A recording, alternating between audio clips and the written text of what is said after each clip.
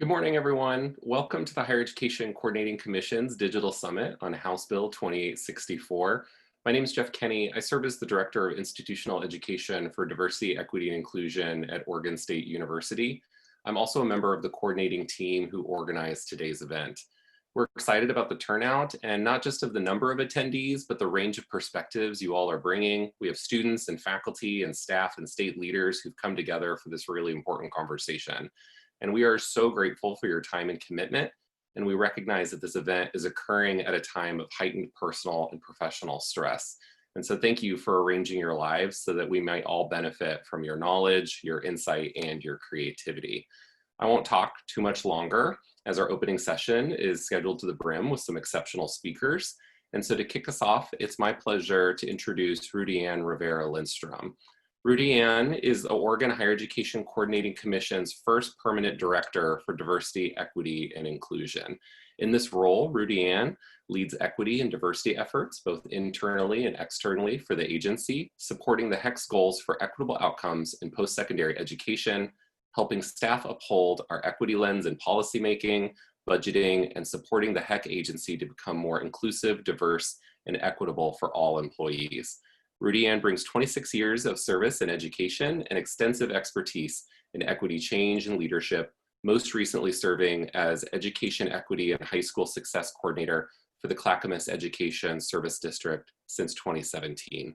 She previously served as Education Equity and English Learner Specialist for the Oregon Department of Education's Office of Equity, the Multicultural English as a Second Language Coordinator for the Tigard High School, and numerous other roles in public education, including as an English language native Spanish teacher, ELL assistant, migrant education assistant, and much more. She completed a bachelor's in social and behavioral studies and a master's of education from Portland State University, and an education administrative credential and doctoral coursework at George Fox. Rudy Ann, thank you so much for joining us this morning. Good morning, Dr. Kenny. Thank you so much. And buenos dias, everybody. I am so excited to be with you all today. My part will also be very short because to Dr. Kenny's point, there's a lot of really good stuff and resources here for you today. But I'm reflecting because it's this week. I've been in my new role 11 months now, and it's been an amazing ride with the pandemic hitting about 3 months in. It definitely was a shift in sharpening my leadership skills and moving forward with an amazing team of folks at the HEC. We at the HEC are definitely busy, like all of you, in trying to really go deeper in what equity work looks and feels like under our current circumstances, and this new wave of consciousness and awareness that's come about because of the pandemic, because of the racial injustice, because of wildfires and all the other numerous things that have been happening to us as leaders in education, as family members, as brothers, sisters, mothers, grandmas, grandpas, everything. And we're all in this together is what I realize. But the biggest thing that comes from me in my heart and in my head is that the amount of resiliency and togetherness that has come and has risen from all of this monumental events. And so thinking through 2864, HB 2864, I'm thinking about the timing of it. I'm thinking about the leverage we have now to truly embody what we mean when we talk about equity and reaching all students and serving all students and families in the work that we get to do. So I have the honor and privilege today of presenting our friend and colleague, Representative Teresa Alonso Leon. She comes to us from a lot of passion and a lot of heart in the work, and it is a huge advocate for all of us as we push forward. So I will let her talk about HB 2864 and what she's all about, so that way you all get to know her personally and enjoy the day, capitalize on the resources, and reach out if you have any questions. Thank you so much. Thank you, Rudy Ann. Good morning, everyone. Thanks so much for tuning in, and a huge thanks to our organizers who put this event together. My name is Teresa Alonso Leon, State Representative for House District 22. Oregon's first immigrant Indigenous Latina chair of the House Committee on Education, and the chief sponsor of House Bill 2864, the Cultural Competency Bill. As someone who has valued, prioritized, and worked in education for the majority of my professional career, I feel strongly for today's summit, and I'm happy to see so much energy and interest behind addressing the challenges our students face nationwide. While COVID-19 has exacerbated and shed light on the inequities among students of color and low-income students, these inequities have already existed and have been and continue to negatively impact our students' ability to achieve success in post-secondary education. In 2017, to help address this, I introduced House Bill 2864, the Cultural Competency Standards and Fluency for Higher Education, which charges Oregon's public universities and community colleges to create a cultural competency standard for their institution and employees by the end of 2020, which charges them to do a self-analysis of their work in this area. The journey to this point has been very long and very personal to me. To provide a brief history of the bill, it should be known that House Bill 2864 was started many years before me. In 2012, by a small committee consisting of school staff, faculty, administrators, and students who had observed numerous longstanding incompetencies at Oregon universities regarding cultural differences and the needs of minority students in post-secondary institutions of education. House Bill 2864 was a legacy bill that former Representative Gallego started, and I was honored to have gotten to continue this work.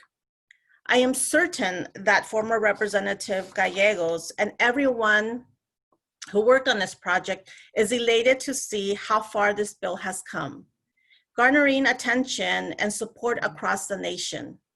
Cultural competency in Oregon universities is important because for far too long, we have failed our students of color.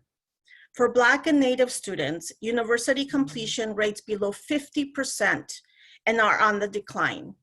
It is absolutely unacceptable that over half of these students enroll in university but are unable to graduate within 4 years, if they graduate at all. While Latino, Latina, Latinx youth are completing university education at a higher rate than their Black and Native peers, they are still falling short of their white peers. Though this may not be the sole cause of low completion rates for students of color, we have heard so many stories from them over the years. They have expressed frustrations on the continued patterns of unwelcoming environments or lack of cultural responsive supports and culturally competent professionals and or advisors. This is something that I have experienced firsthand, being a first-generation college student and having worked for higher education institutions. There have been a sharp increase in hate-driven incidents against students of color in Oregon. And when I gave my floor speech during my freshman term as a representative, Oregon was among the top in the nation for complaints, according to the Southern Poverty Law Center.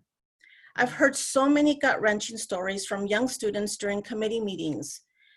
The first was a student reporting that faculty members had used the words illegals to describe Mexicans, bringing fear to immigrants and DACA recipients in the university.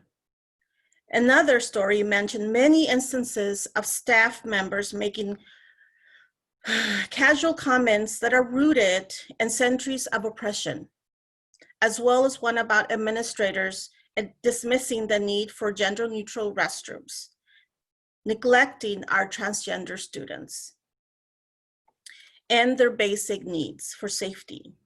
It was painful to hear these stories from our future generations who would be leaders or will be leaders. These instances were happening and continue to happen far too frequently, especially in a state that has been progressive on so many issues, but it is haunted by its racist past.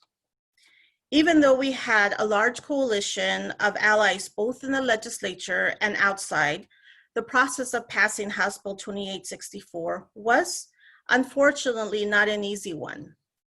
To ensure we had buy-in from all partners, I met individually with college presidents, students, and partner groups such as Oregon Student Association. Our conversations focused on setting up the correct structure for this process that would work for universities. This included conversations around how this fits in with what institutions were already doing to make sure that it was not too burdensome, but push them to move forward. Recognizing and understanding the differences between institutions in rural communities to urban and suburban, large and small, and the levels of equity work being implemented. House Bill 2864 allows each of them to build an individual process for compliance. It is not a one-size-fits-all policy and has been crafted to be flexible for each institution to build something that fits their own campus culture. While the bill passed out of committee with unanimous support, the House floor debate was not easy. Being my first year as a legislator, this bill was the first bill I debated on that lasted multiple hours. The reason for such a long debate: my colleagues on the other side of the aisle raised concerns and opposition centered around fears of this bill infringing on freedom of speech, diversity, and thoughts, and an overall punishment on higher education institutions who weren't meeting equity goals.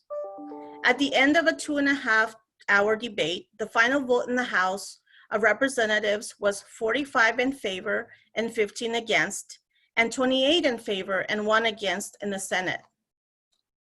As a Latina who experienced frustration at the lack of cultural competency I witnessed with my own eyes, I was overwhelmed with joy when Governor Kate Brown signed House Bill 2864 into law back in 2017.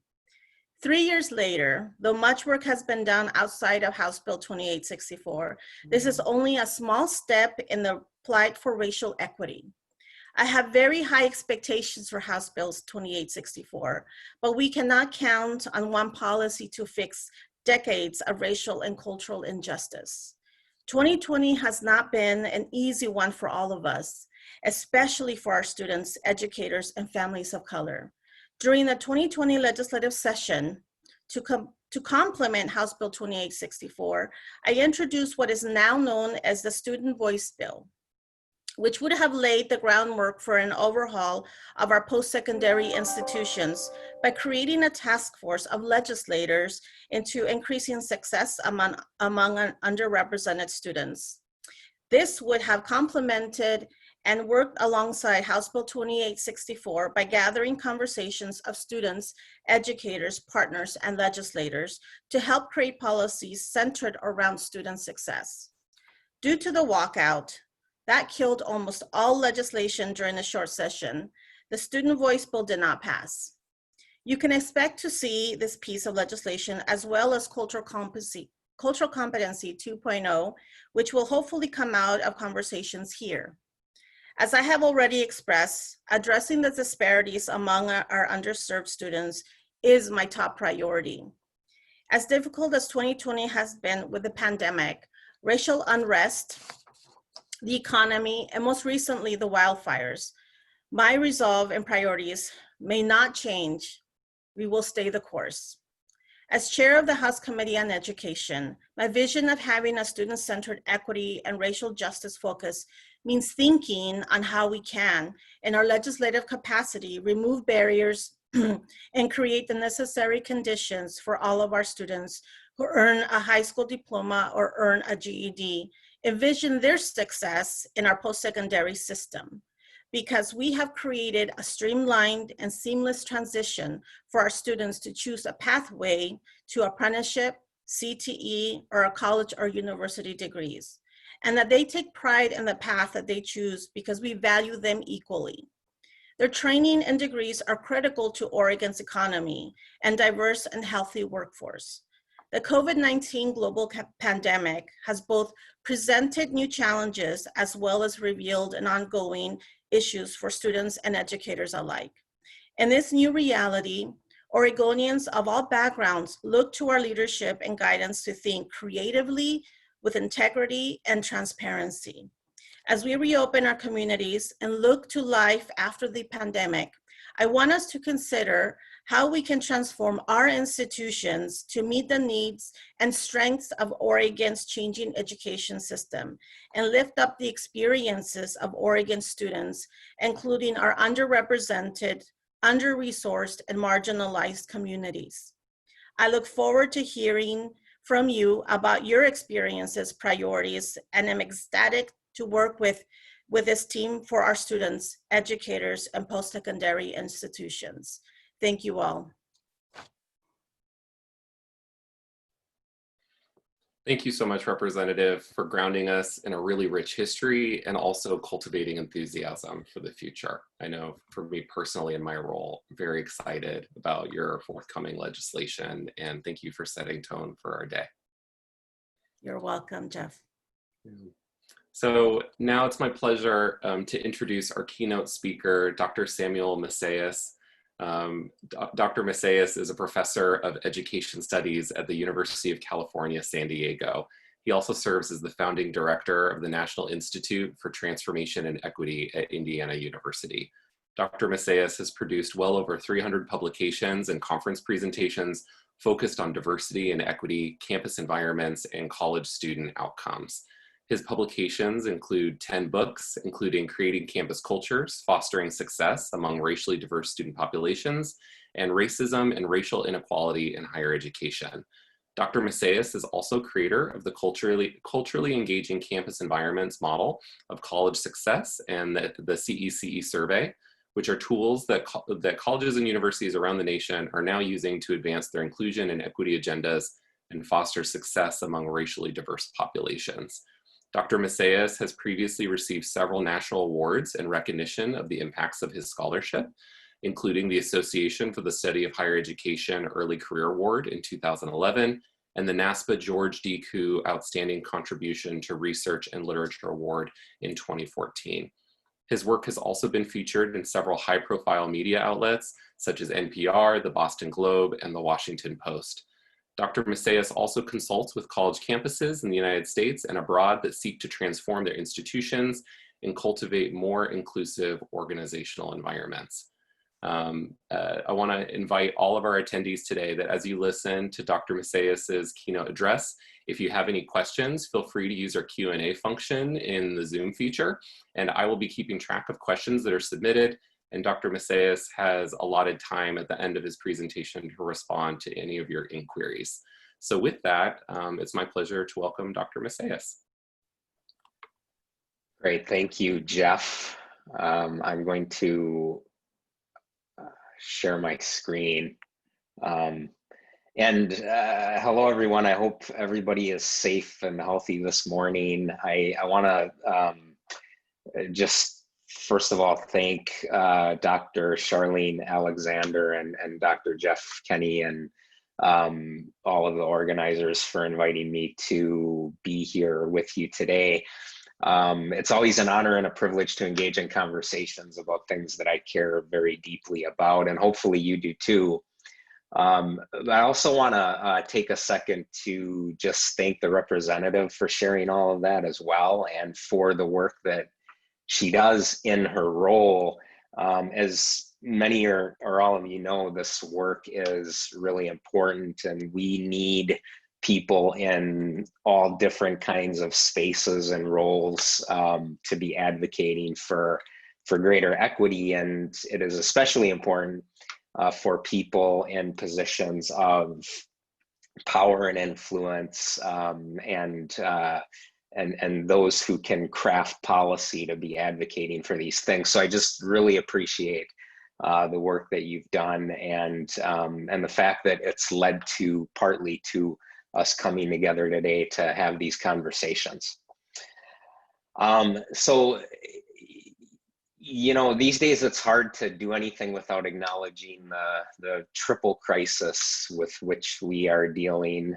We have the global pandemic, the economic crisis that is exacerbating class and racial inequalities, the increasingly visible racial injustices that exist throughout our society.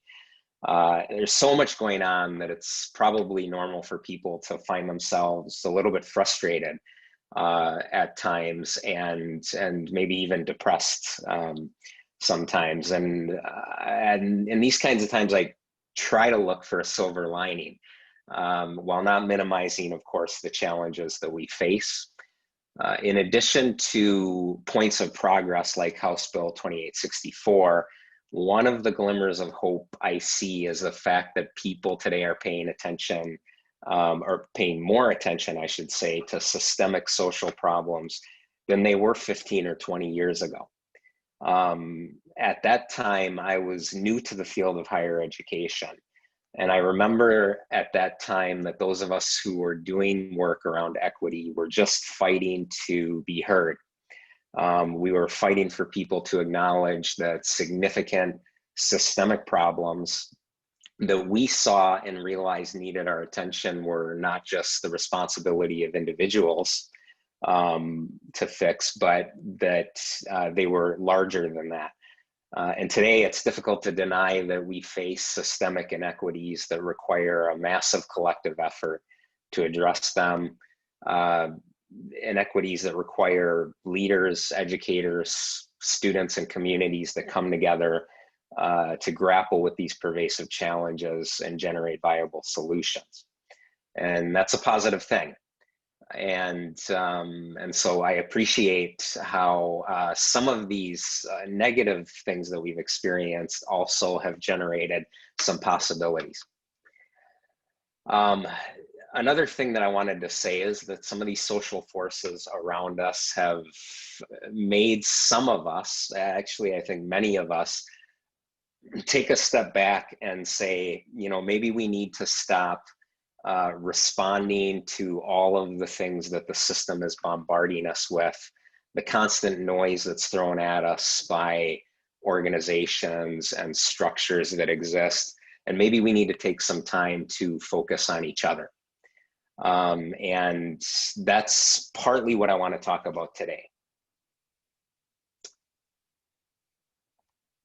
Well, despite the fact that the pandemic has separated us physically, we have been forced to think a little bit more deeply about our possible connections. And I don't mean connections that are technological. I don't mean how many emails we're getting or how many posts we send out on social media. But many educators and students are looking for connections and looking to foster connections, whether it be connections between campuses and students, connections between learning opportunities and real life problems that people experience outside of campus, or connections with each other in the cultivation of community. This hunger for connections is also evident in the students who continue to stand up on campuses across the country to ask for or demand that colleges and universities be a little bit more humane. Now, student demands across the country have addressed several issues, but across the board, if you look at the demands, students are asking for an education that is more connected to the realities that face them and their communities. This is a call for education that is more relevant to community, regardless of your background, and it's not a new call. It was over a half a century ago that students across the nation were mobilizing to fight for an education that was relevant to diverse communities, and under the recognition that education had really become detached from the realities of communities of color in particular. And students wanted an experience that was not disconnected from their communities, and they wanted to ensure that future generations had the opportunity to connect with learning opportunities that would allow them to not only understand their communities, but cultivate the capacities to give back to and contribute to their communities. Now, it's true that many educators do provide learning opportunities and create environments that foster community on campus and connections on campus, and that build connections between campus and diverse communities. At the same time, it's evident that we have a lot more work to do. And I believe that moving forward and making progress, significant progress in this area requires us to shift, or at least redefine our focus.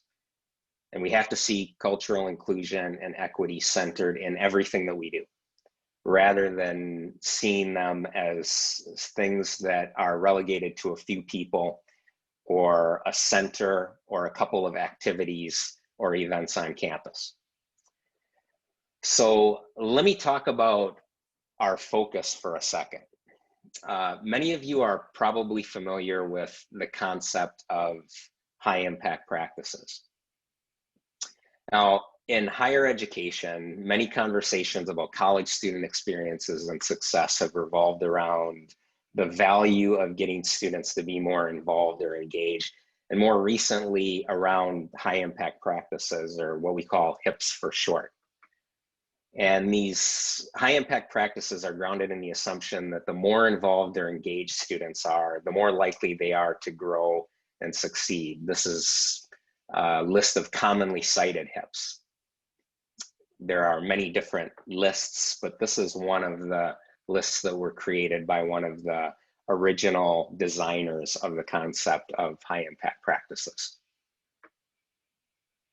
Many discussions nationally focus on the importance of these HIPS and how to create them on campuses across the country in order to maximize learning and success among students.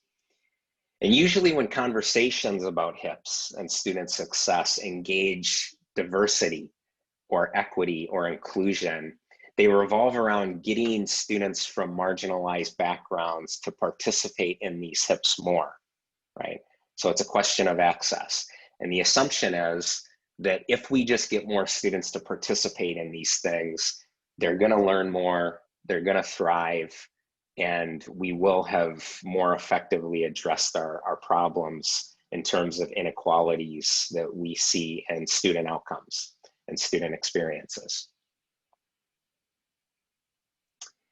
The problem is that when you look at these HIPS, you see very little in terms of the importance of relationships, the importance of culture and community, the importance of the relevance of education to students' lives. And so I want to talk a little bit about that for a second.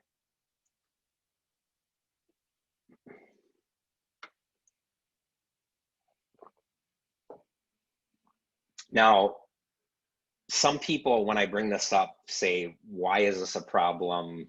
Like, this doesn't look all that bad. I don't think involvement, engagement, and high impact practices are a bad thing, right? We shouldn't move our focus away from them. And I agree that getting students involved and engaged are not necessarily a bad thing. The problem is that too often these things are approached in a one-size-fits-all manner.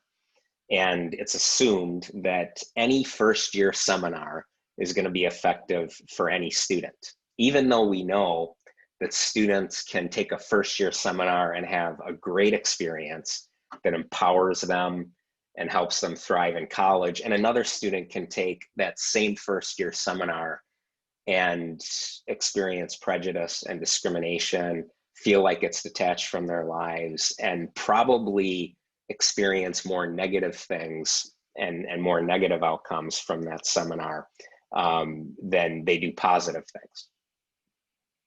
So one of the things that I like to do is tell some stories or provide some anecdotes to highlight what I'm talking about.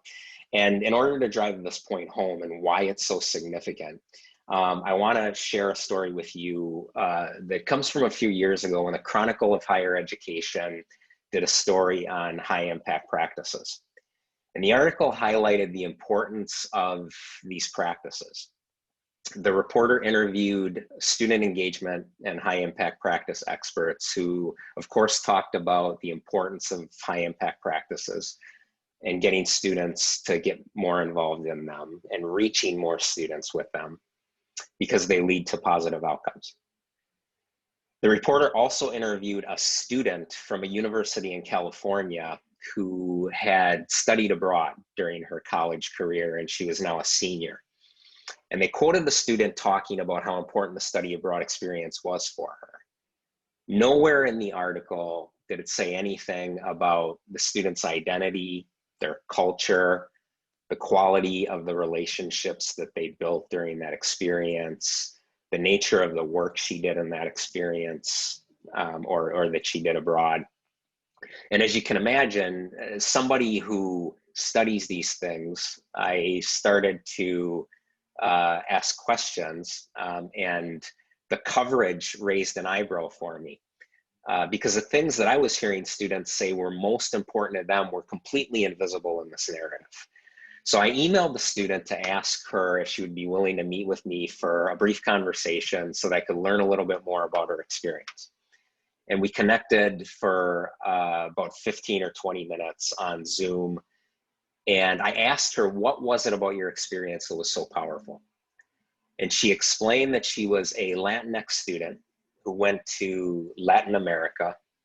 She was welcomed with open arms in the families and homes of people in that region, and felt like she was able to build community with them. She was able to connect with people around culture and food and language that they shared. But perhaps most importantly, she was able to engage in a community-based research project to solve significant health problems and health disparities that existed within that community. That project allowed her to fulfill her purpose. It was these connections and these qualitative aspects of the experience that made that study abroad opportunity so powerful, not the fact that she just traveled across the ocean and spent a semester abroad. So in order to make sure that I wasn't sort of forcing my assumptions on her, I did a little more digging. I said, did you have any other study abroad experiences during your college career? And she said, yes. And so I asked her about those experiences. And it turns out that she went to another country on another continent, and she had a very different experience. She wasn't able to connect culturally. She wasn't able to find community. And she didn't have the support system to successfully execute a project that helped her fulfill her purpose. And when I asked her how that experience impacted her, she said it diminished her motivation, and that she actually never even finished the project that she had gone there to pursue or to execute. So you have two experiences, both study abroad, both talked about often in the exact same way in national conversations, but with two drastically different outcomes. And the comparison between these two study abroad experiences highlights the danger of a one-size-fits-all approach to doing anything, but especially to designing and delivering learning opportunities for students. And it highlights the importance of considering things like community and culture and relationship in terms of having a positive impact. So when we think about House Bill 2864, I personally think about it not as a requirement, but as an opportunity to improve and refine the way we think about education, and to really revolutionize it so that we're more capable of creating the kinds of opportunities that allow students from diverse communities to thrive. And my hope is that everyone else will sort of view it as the same way. I do believe it can create an opening to have larger conversations about shifting priorities and shifting the ideas, the important things that we center in conversations about student success more broadly. So I want to talk about some of the ideas that are embedded in House Bill 2864. And here are a few of them that I pulled out from the bill. And I want to talk about the first two initially, and then later on in the presentation, I'm going to talk about professional development and evaluation, or what I often call support and reward structures. But I want to first focus on this idea of creating a climate of inclusion and cultural competency or fluency. So I've been doing research on these topics for about 15 years now. And I have utilized the knowledge that we've acquired through all of the research and all of the practice in which we've engaged to generate a framework and some ideas that can help people think about how to maximize cultural inclusion and cultural competency. And I believe that one way we can do that is to create what I call culturally engaging campus environments.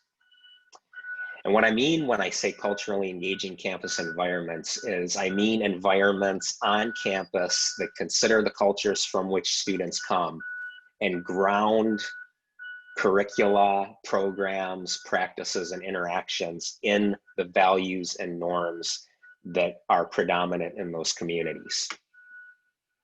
And oftentimes when I talk about cultivating these kinds of environments, I talk about a sort of wide range of environmental traits that are important.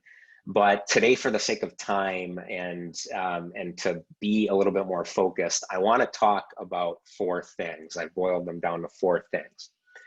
And my argument is that in order to create institutions where everyone can thrive regardless of their backgrounds, and where everyone can live a fulfilling life while navigating the education system, we need to integrate these things into everything that we do. And the way I'm going to talk about these ideas, hopefully it'll be apparent that these things that I'm going to talk about are not only things that can be done by 1, 2, or 3 people on campus, but most of them can be embedded in things that we do across the board with students.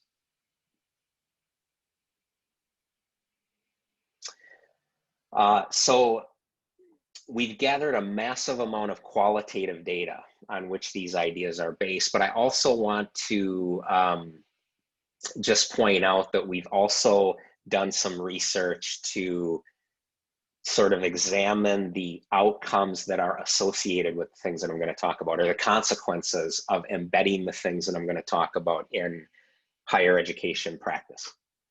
And one of the things that we've learned is that this is not just about inclusion. It's not just about making people feel good. It's not just about being more welcoming. Those are all very important parts of what I'm talking about. But when I talk about culturally engaging environments, we actually find that they're related to a wide range of positive outcomes that most or all of us care about in higher education, from motivation and self-efficacy to workforce preparation and how people perceive the degree to which their campus is committed to diversity. But perhaps most importantly for the conversation today, almost everything that we've uncovered suggests that the things that I'm going to talk about are extremely important in terms of developing cultural competence and commitments to having a positive impact on society. And we study these things among students, but we also find that these things are extremely important for faculty and staff. My focus is going to be on students, but I did want to share that caveat that these environments are important for people who are also working professionals on college campuses. So these are the four things that I want to talk about, and I'm going to go through each one and talk about them in a little bit more depth and provide a few examples just to illustrate exactly what I mean when I talk about cultural relevance, real world impact, collectivist orientations, and humanized education.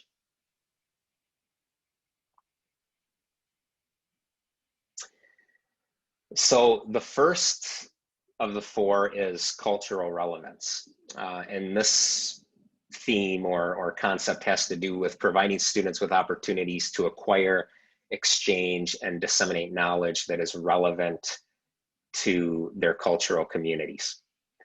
And this is often facilitated by allowing students to connect with people from their communities through the experience on campus and centering knowledge from those communities in the learning enterprise.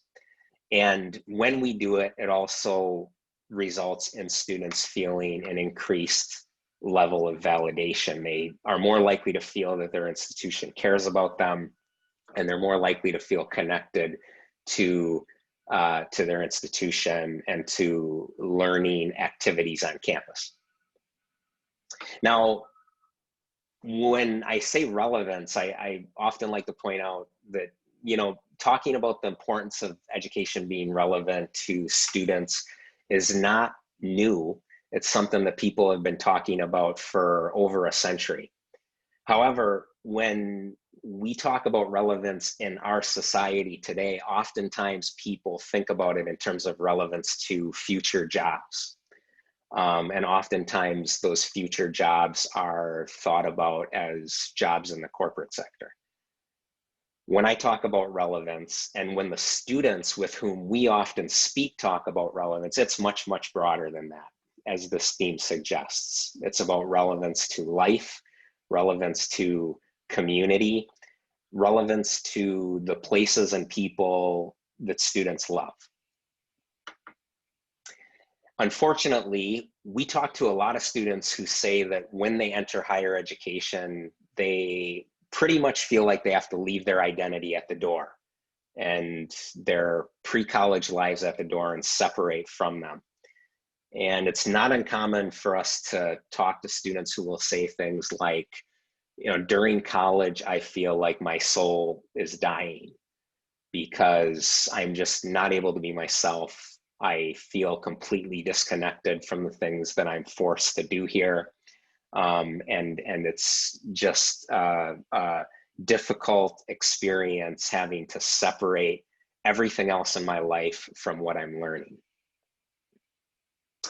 However, on a lighter note, we also hear a lot of stories about students who eventually, either by accident or by design, by their own design, wind up connecting with educational environments that do connect learning and engagement to their lives outside of campus.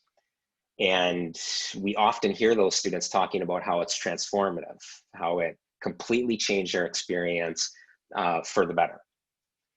Now, oftentimes students have to create these environments on their own because their institutions don't do it for them. And I'm going to come back to that point in a little bit. But I want to just highlight the fact that for some of us, this seems obvious, right?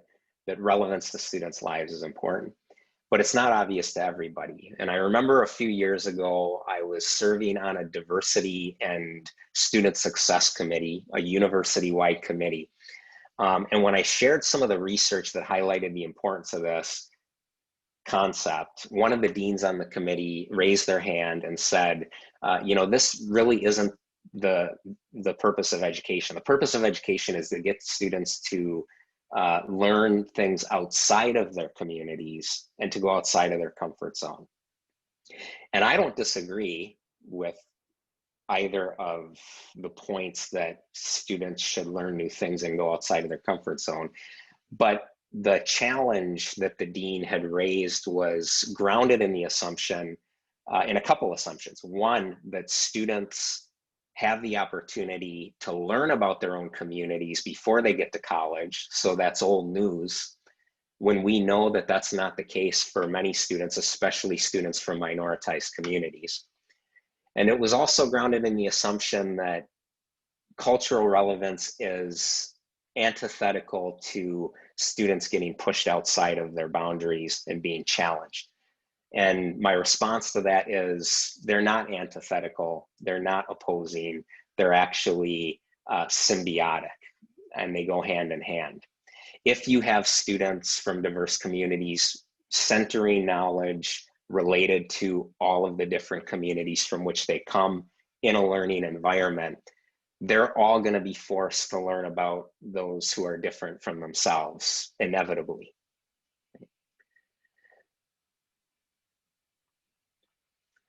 The second concept that I want to highlight here is the importance of centering a real world impact. And it has to do with providing students with opportunities to analyze and help solve real world problems that affect their communities, as well as develop the skills to do so beyond college. Now, I like to sort of underscore that these opportunities are most powerful when they are focused on problems that are directly affecting the communities from which students come. And one of the stories that I like to share to highlight this example is from a young lady that I had the opportunity, the pleasure, and the privilege to work with many years ago on the West Coast, who was from an indigenous community where she grew up being socialized into the importance of going to college, not just for yourself, but for your community. She was taught growing up that you get a college education so that you can learn knowledge and skills that you can bring back to your community and support other people in it, and have a positive impact on it. And so she decided she was going to be a physician and go back and address some of the health disparities in her community.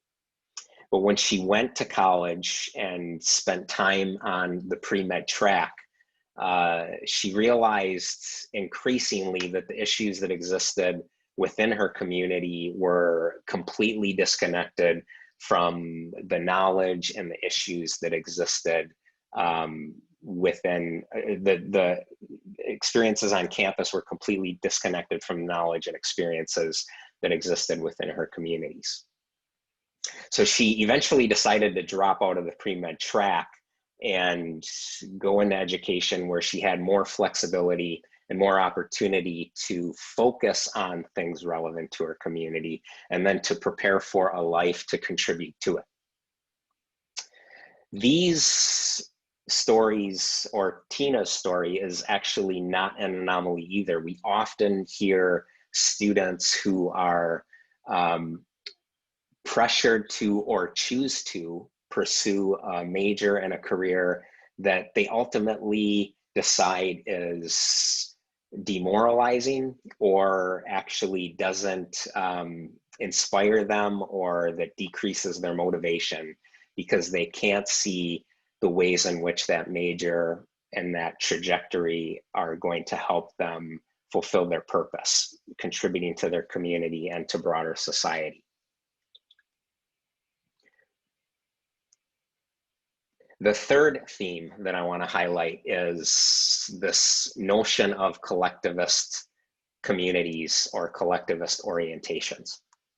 And the thing that I like to sort of start off saying with regard to collectivist orientations is that, you know, students from minoritized communities often come from cultures that are more collectivist than those that exist on college campuses. We can't generalize to all of higher education because there are many different institutions and spaces in the system.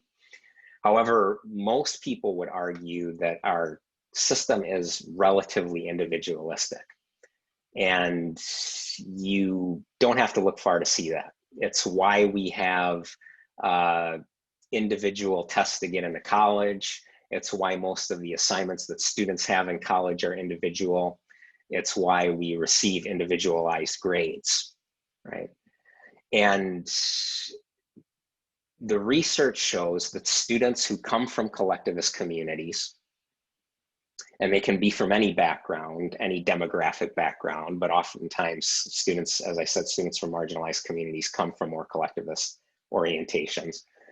They have a longer way to go in terms of adjusting to campuses that are more individualistic, because they have to disconnect or put aside those collectivist orientations and adopt more individualistic values in order to successfully navigate the college system. So when educators create courses or programs or co-curricular spaces where students are able to connect with others in community and build a more collectivist community that's grounded in mutual success and caring about one another and one another's achievements, they're more likely to thrive. One of the really salient stories that highlights this is that decades ago, 2 decades ago, there were educators in mathematics who did some assessment, and they realized that there were students who were doing really well in their classes, and they were mainly the Chinese students who were excelling beyond their peers, Chinese international students. And there were students from minoritized communities that were not doing so well on the assignments and the exams. And rather than chalk it up to preparation or genetics or something that is not constructive and not true, they decided to do some assessment to figure out what it was that was leading to the disparate outcomes. And they found that the Chinese students were studying in groups. They were able to share ideas, vet ideas, see if other people were able to solve problems that they were not, or overcome barriers that they were not. And then if their community realized that none of them could solve the problem, then they could go to the professor knowing that the problem was significant enough that they wouldn't look stupid going to their professor for help.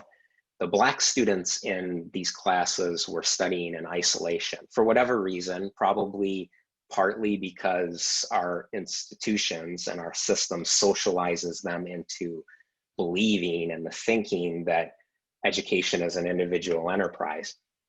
And they weren't able to vet the ideas that they had. They weren't able to see if other people could solve the problems that they encountered, and ultimately didn't get the support that they needed. So the educators created STEM support programs, and sometimes, in some cases, mathematics specific support programs that were grounded in this notion of collective orientations and community and mutual success. And they saw the scores of the students who were not doing so well skyrocket as a result.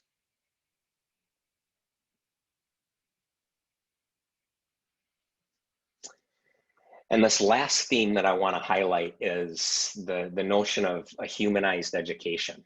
And one of the things I like to say is higher education is very good at dehumanizing spaces and things.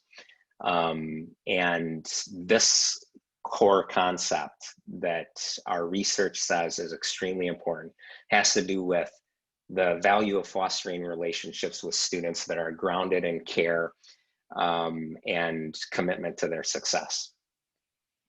Now, again, for some people on this call, this might seem obvious, right? It's one of our basic human needs, feeling like people care about us and care about, what happens to us. But it's not something that is assumed by all educators.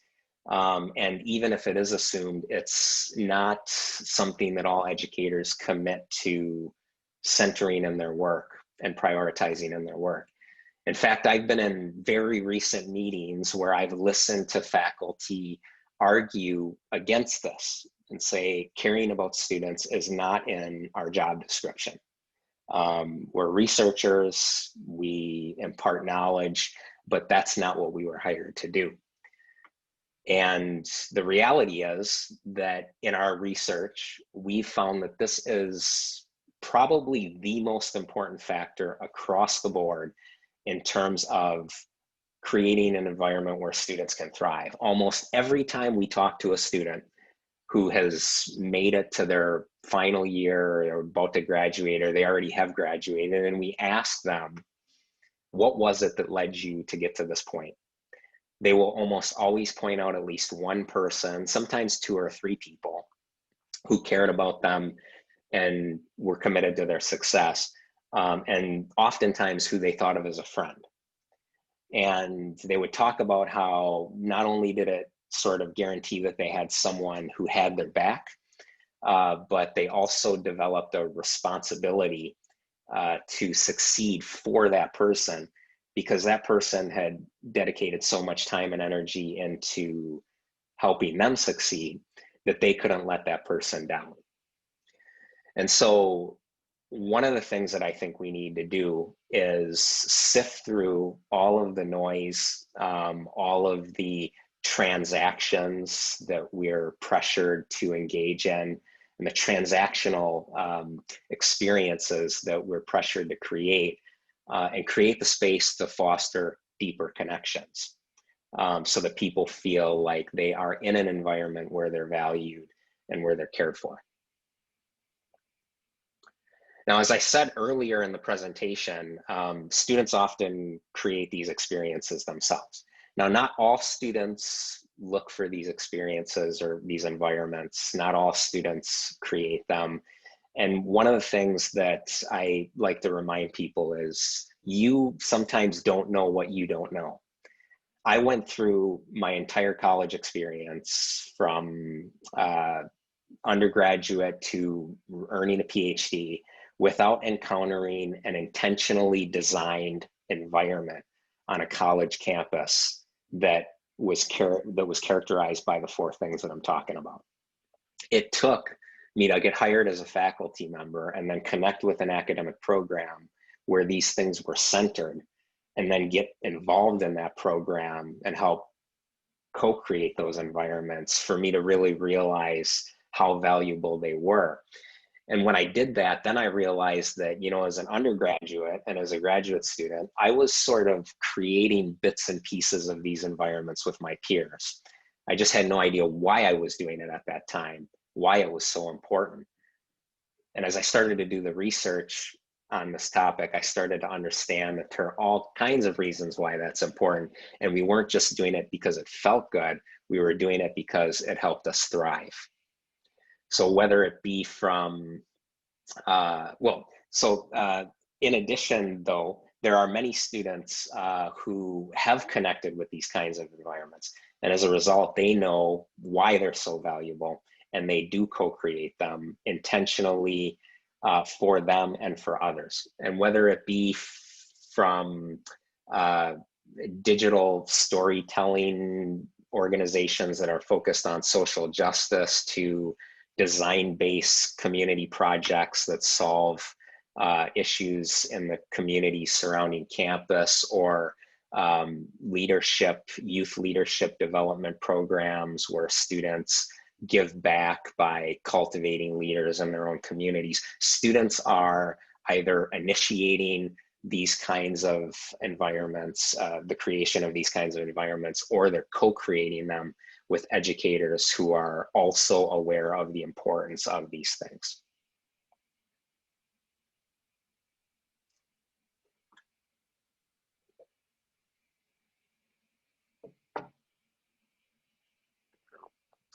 So those were the 4 characteristics that I wanted to highlight.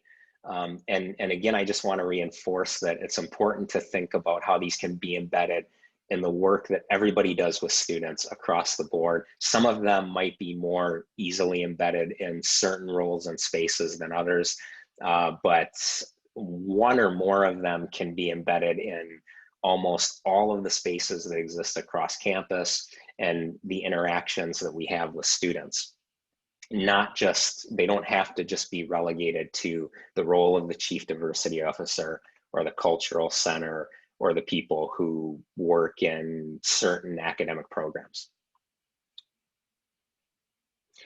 But in order for us to create the conditions for educators across campuses to create more culturally engaging environments, we need to think about things systemically.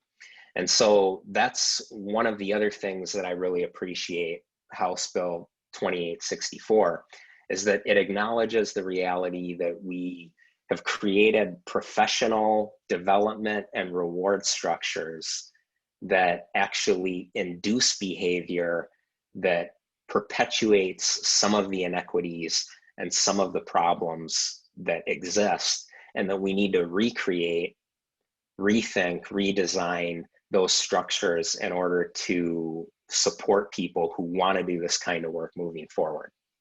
So I want to talk just a little bit about professional development and evaluation structures and systems.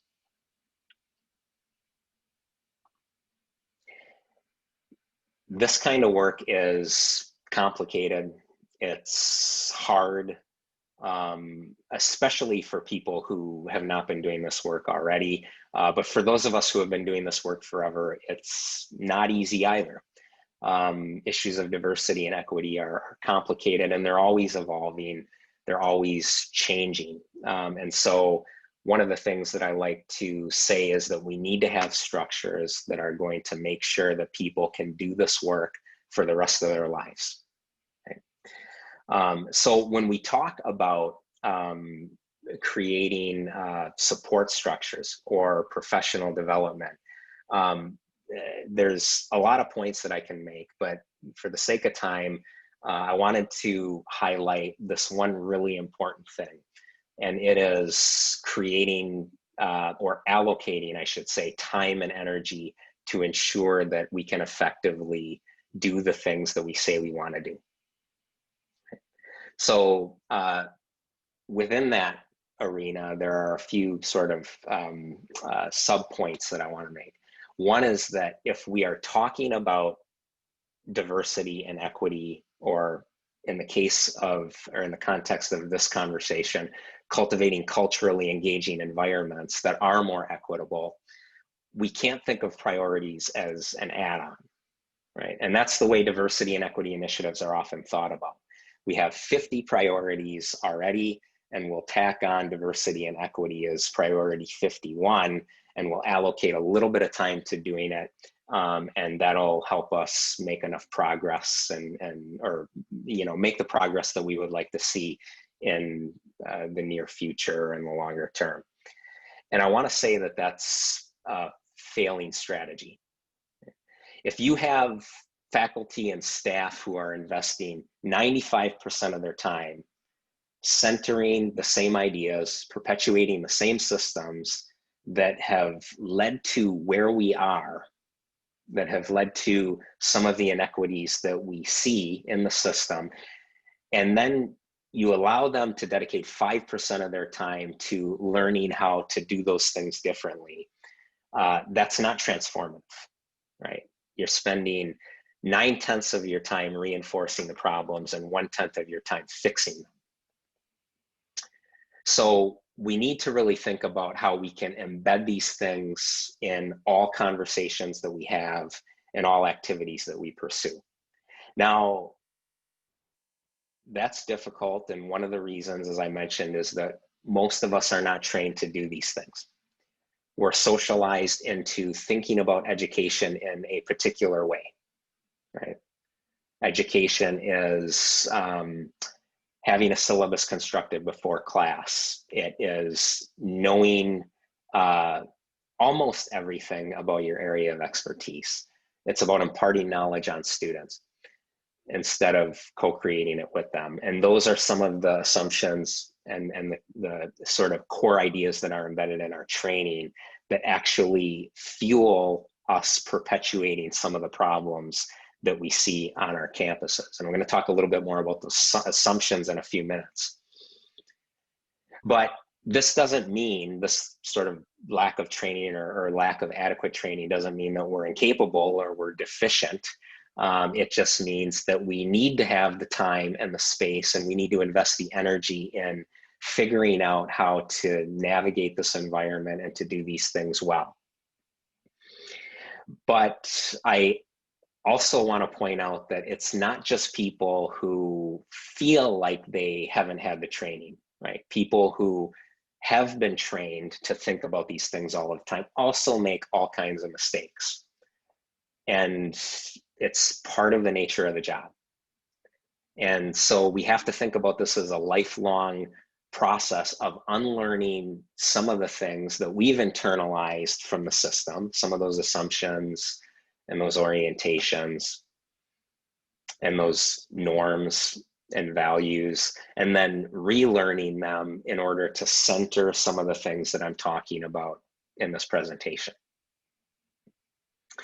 And as I already mentioned, all of this sort of comes back to we need to have the time and energy to really meaningfully grapple with these things. And I keep harping on time and energy because I know that in higher education, there are so many priorities, there are so many constituents, there are so many things that people want to get done, that this is extremely hard to do. In fact, I think it might be one of the biggest barriers to making progress when we talk about diversity and equity efforts, is ensuring that we're investing enough time and energy, or we're diverting enough time and energy away from other priorities that might not be as important because we only have so much time in the day, so many resources, and directing them to the things that we say are more important.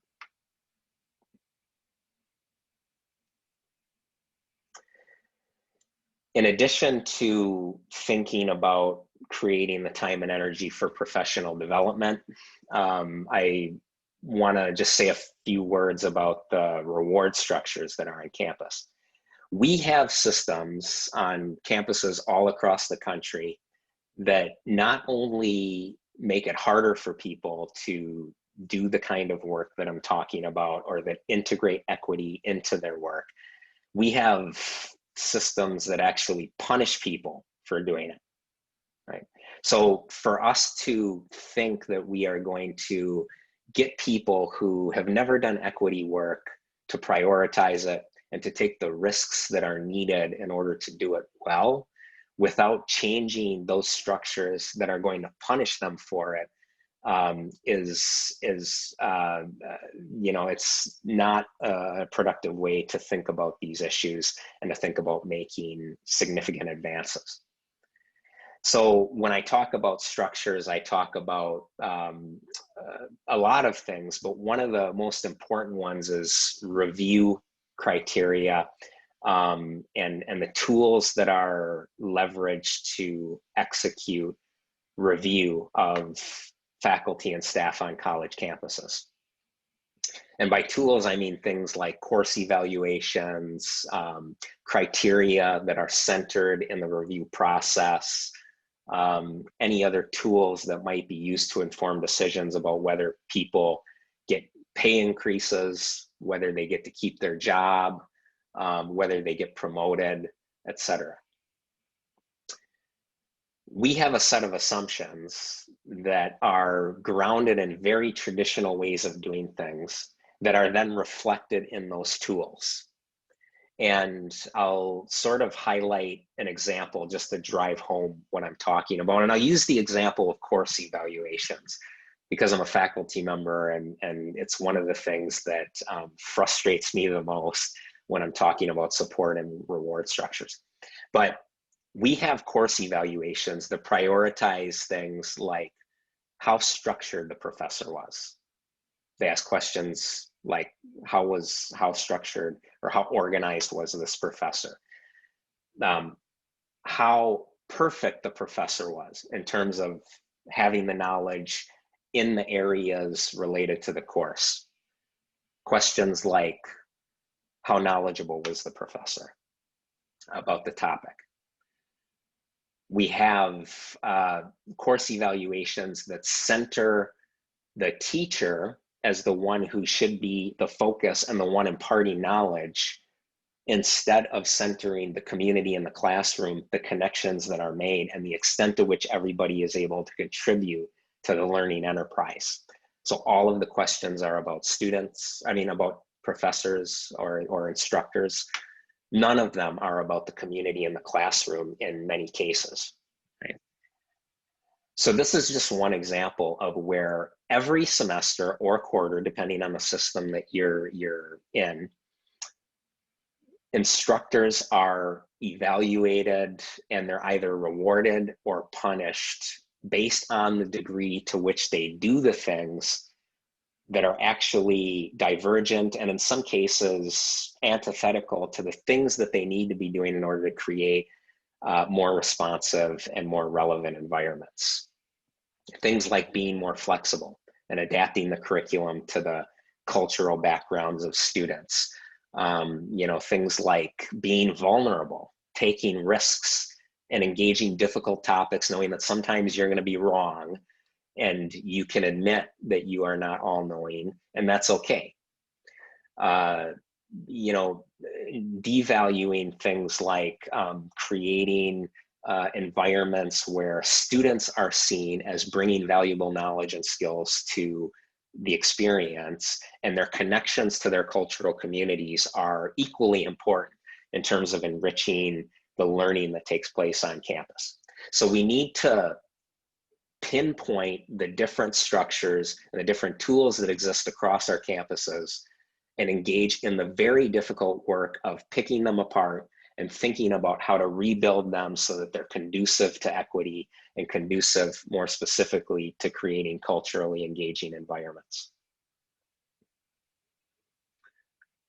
So I'm gonna wrap it up here so we have time for Q&A. The one sort of thing that I want to say in closing is that, I'm talking from personal experience here and all of the research we've done, hundreds and probably over 1,000 interviews across the country now, and tens of thousands of data points from surveys that we've done.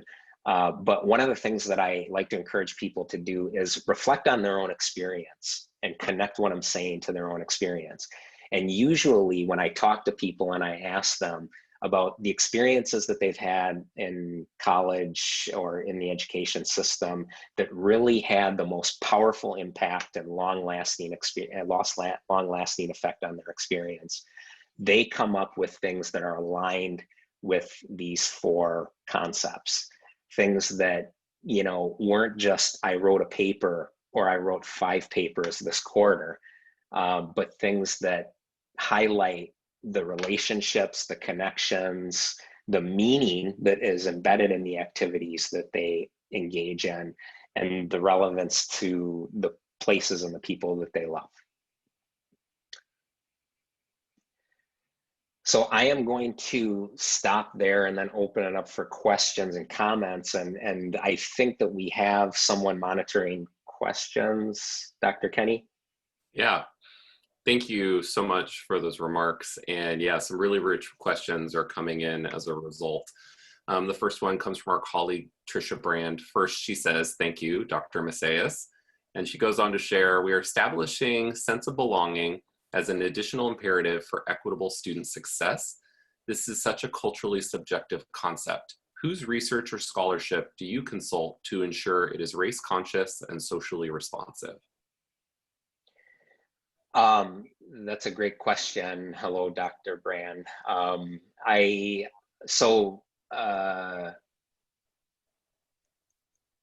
Sylvia Hurtado at UCLA has done some important work in this area. I think that it's a little bit different than sense of belonging, but very, very much related.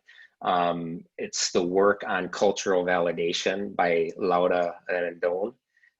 She has done some really important work in this area, and we find that cultural validation is extremely highly correlated with sense of belonging. And so if you're going to think about sense of belonging from sort of a diversity and equity perspective, you almost have to think about cultural validation. And then I am going to be a little bit self-serving here, I apologize, but I've written quite a bit about these environments and their connections, the sense of belonging, and the importance of creating culturally engaging environments if we want to maximize belonging amongst students from diverse backgrounds. But one of the things that I want to say here is that, I talked a lot about students from minoritized communities in my talk, but we find that some of the things that I'm talking about are related to students across the board, not just students who are from communities of color, but they're important for everybody. And I would say the same thing about sense of belonging in general and cultural validation in general, but it is important to think about them from sort of an equity-minded or a culturally engaging lens. Thank you so much for that. Another question that was submitted says, do you have any recommendations on how a model of co-creating knowledge looks in technician career-oriented education? My institution has a lot of career-oriented bachelor's degrees where faculty have explicitly said they don't want their students doing any critical thinking. Wow. No critical thinking. Okay. So I have two thoughts. One is that this is a very underdeveloped area in terms of research. And in terms of scholarship. So there's not a lot of sort of global information out there. I do know of some people who are really investing a lot of energy in thinking about this. And so I know, for example, there are some people in Wisconsin, and I can share information with you after the presentation if it's useful, who have been really trying to understand how you make internships more culturally engaging and really thinking about what cultural engagement and equity means in the context of different kinds of internships across, across professions and fields. And so I think they would have a lot of knowledge that could be very useful. But one of the other things that I wanted to highlight, and I can share more information about this too, is in one of my earlier slides, I was sort of showing a list of outcomes that we've connected culturally engaging environments to. And one of them was preparation for the workforce.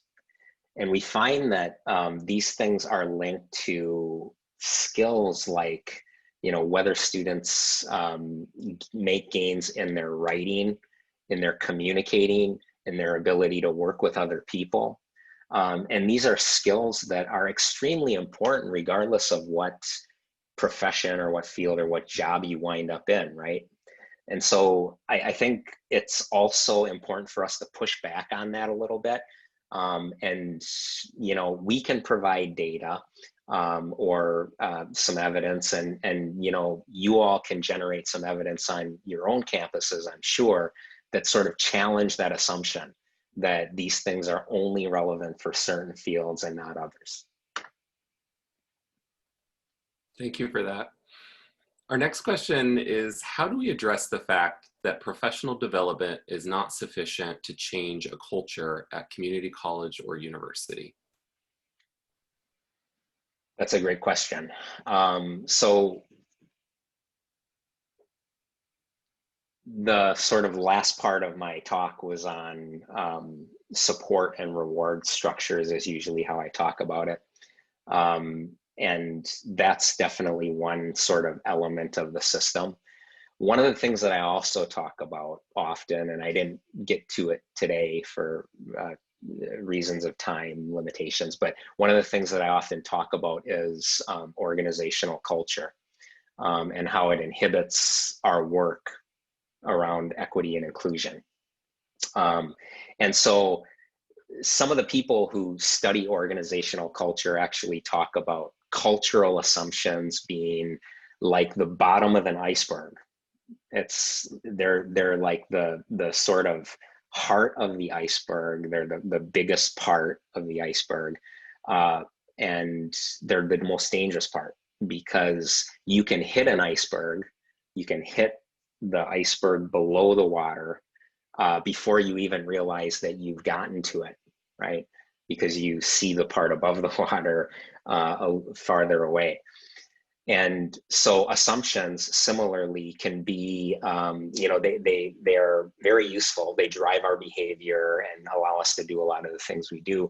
And they're also very problematic because they oftentimes perpetuate the things that are maintaining inequities in our systems.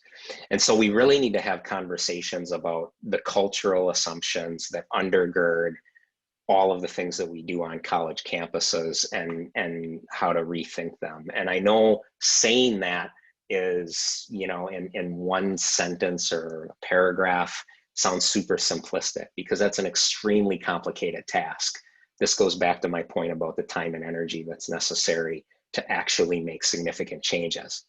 We have to actually do internal work to realize how some of the cultural assumptions that we've internalized are driving behaviors that are not constructive, and then work daily to change them so that we're interacting with students and approaching our work in a different way.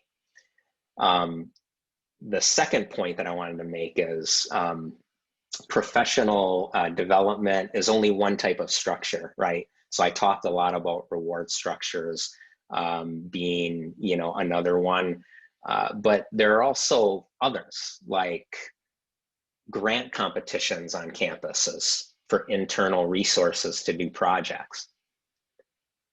Those can be funding anything, and 90% of the time fund things that have nothing to do with equity, 10% of the time funding things that do, or they can realize that in order to do many projects well, you need to actually consider equity in the design and execution of it, and they can prioritize those things in the funding of all of those projects. So looking at the different kinds of supports that exist across the campus, the structures that exist across the campus is also extremely important. And it's not just limited, as your question points out, to professional development. Thank you so much for that. And the next question we have for you asks, in what ways can institutions measure their progress in building culturally relevant environments? I'm really sorry. I was reading one of the comments and missed part of your question. Oh, yeah. Do that? Yeah. In what ways can institutions measure their progress in building culturally relevant environments?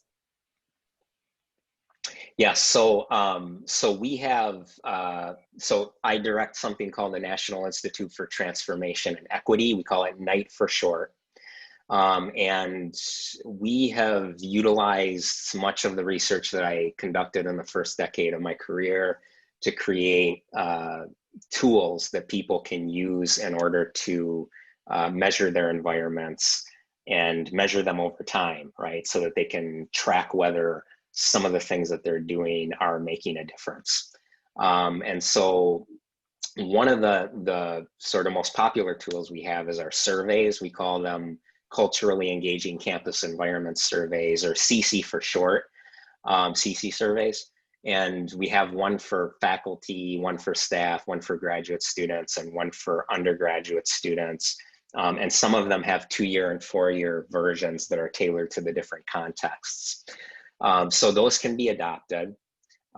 We also have generated some rubrics that might help facilitate the critical examination of some of the reward structures and support structures that we've been talking about.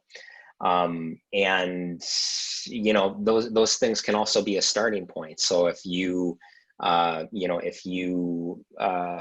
ideas about how to take some of the survey items that we've generated and link them to or refine them to your context, then we encourage that as well.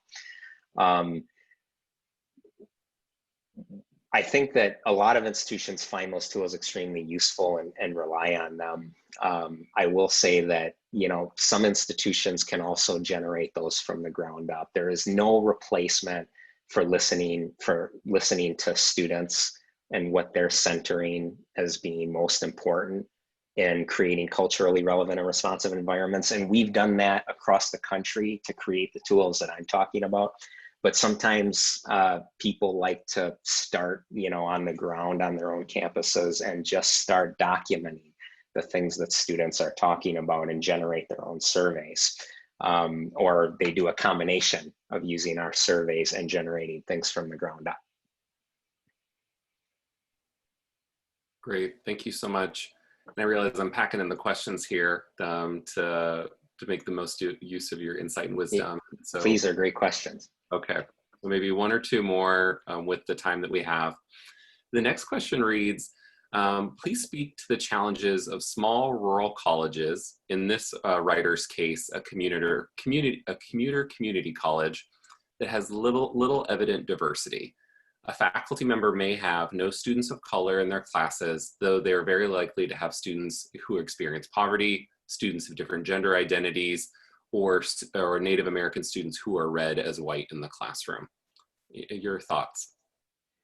Yes, great questions. So, I'm going to sort of address multiple parts of that question. I think there's thoughts that I have related to the commuter component of the campus.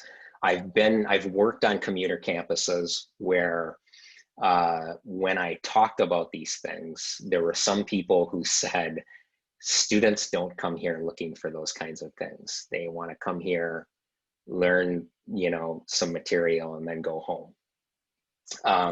On those same campuses, I normally talk to students who found environments that are characterized by the things that I've been talking about today, that probably more so than any other environments I've seen on residential campuses. And they've connected with those environments in their senior year, and they've said, why didn't I find out about this sooner? My experience would have been so much different and so much better had I done that. So we have to challenge the assumption that commuter campuses are not designed to and cannot create these kinds of environments. They definitely can, and it happens. And students are better off for it. Now I want to address the demographic and regional piece of the question. So I understand why you asked the question. There's definitely some unique challenges that probably exist in that context that do not exist in an urban environment where, where many of us often talk about these things. So one of the things that I want to point out is that throughout the talk, I was using terms like culture and community and cultural community. And sometimes I was referencing particular communities or color or indigenous communities. I want to say that when we talk about cultural community, it's not just those communities, right? So a cultural community can be a neighborhood that is working class. It can be a religious community. It can be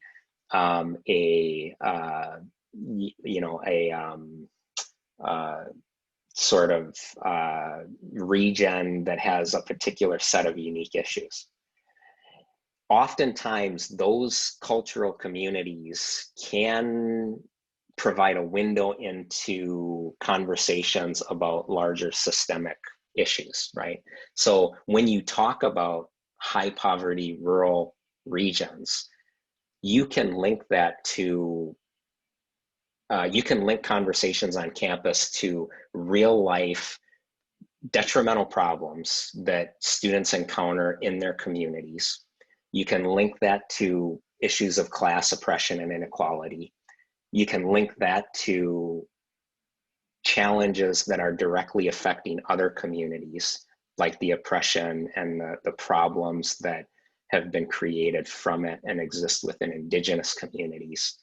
And so one of the things that I'm sort of encouraging is really thinking about how you can pull out from students, or maybe pull out is the wrong way to put it, encourage students to sort of share,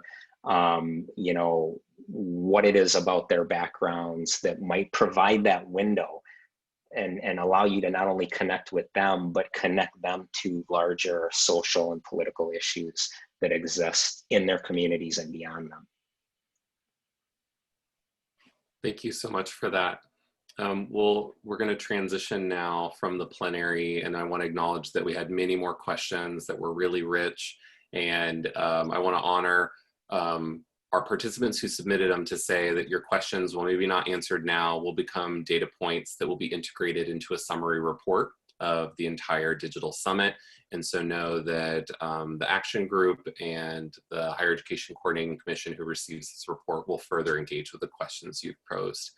So thank you so much to Dr. Museus for sharing your wisdom. Your remarks, in addition to those shared by Representative Alonso Leon and Rudy Ann Rivera Lindstrom, have provided an excellent foundation and orientation for our forthcoming collaboration sessions. To our attendees, our next session will take place at 11 a.m.